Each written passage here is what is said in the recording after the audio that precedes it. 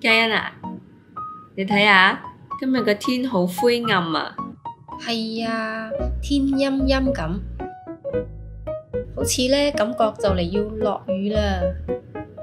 係啊，灰色嘅天呢，感覺好鬱悶，我唔鍾意。不過灰色都好特別㗎，例如石頭嘅顏色係灰色嘅。冇錯，好似大象嘅皮膚都係灰色嘅。係啊，有啲貓同狗毛嘅顏色都係灰色嘅。但係灰色嘅煙霧會影響睇唔清，造成空氣污染，對身體唔好。所以我哋要愛護環境，減少污染。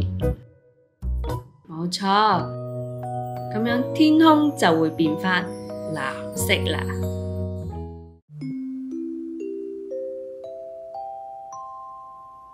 灰色嘅手語係咩呢？